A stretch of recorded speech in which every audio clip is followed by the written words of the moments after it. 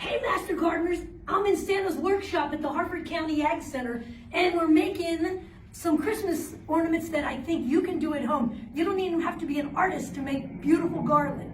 So come on over, I'm going to show you how you begin. This is artificial garland, but you can purchase the cheapest garland in the world, and you can attach fresh greens to it, spice it up, and you'll never know that it's artificial garland or roping. So here it is to begin with. Here's my finished product, and I'm going to show you how to do this. Look at this beauty. You wouldn't even know these are the two of the same pieces, would you? Pretty amazing. So let me show you. What I did is go outside this morning and do some collecting here on our ag property. We have some gorgeous eastern red cedar, which are these little blueberries right here. That's one of my prettiest.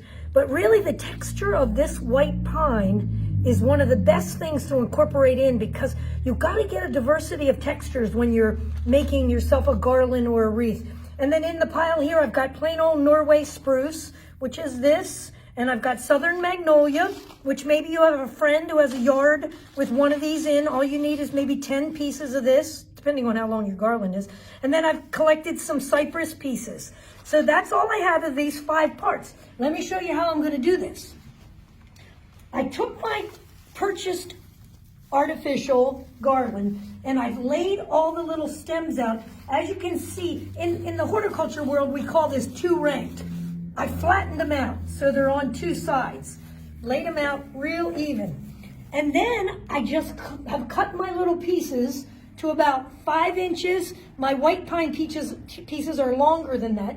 And then I create a little bouquet in my hand. And as I create my little bouquet, I want to make sure I have some long stems in it as well. Got some white pine. So I take it and I'm going to lay it on top of my silk.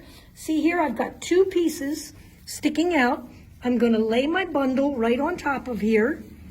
I'm going to use the silk and twist tie it in. I use the wire there, tie it on real tight, twist, and there's my little bundle. Now notice I've got little stems, fresh stems sticking out of the bottom. You want that to carry over into your next grouping of fresh greens. So the next time I'm going to use this as my twist tie, and I'm going to use this. I'm going to get another bundle. I incorporate my southern pine like every other bundle. So I lay it on top. I got my little, where'd my little piece go? Here's my twist tie piece. And I twist it on there real snug.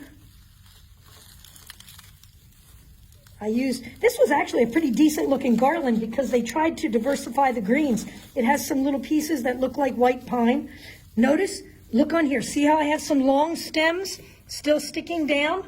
So then I'm going to design another little handful.